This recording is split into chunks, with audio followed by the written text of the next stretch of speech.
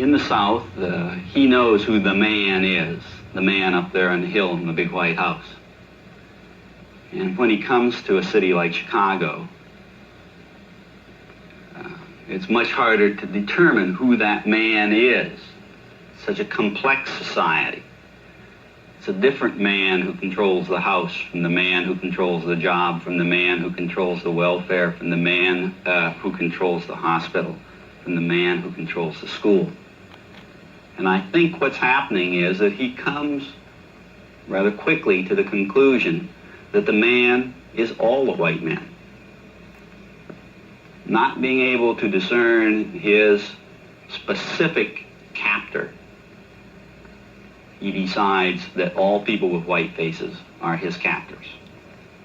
And to the degree that all white people are engaged in supporting the systems of separation and racist institutions that we have in the North, that judgment is basically accurate. How do these institutions function in a racial way? When we develop any kind of a system that by definition excludes people who are poor, inner city, limited education people, we are saying black only. We might as well put the sign back up because it's the same thing, same bag. The problem that we have in white America is that most white people, when they hear about white racism, most white people say, man, that's not me.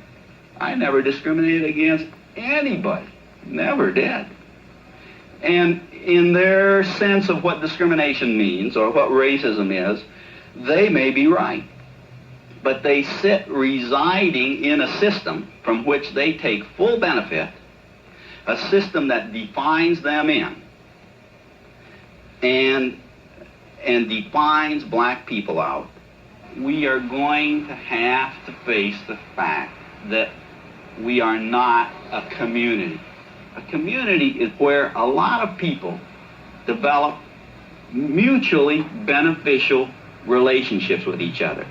And our racist institutions and the political boundaries of our cities define black people out of the community.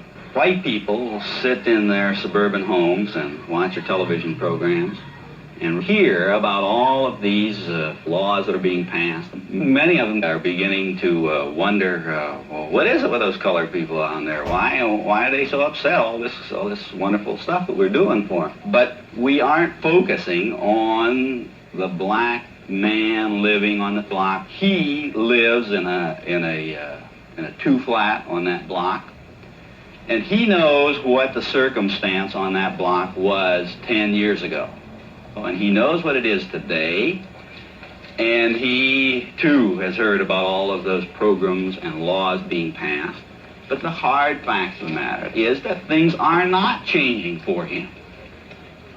It's no wonder that the white population and the black population are pitted against each other when the black man knows that the change is not coming, and the white man thinks that major efforts are being undertaken when they are not.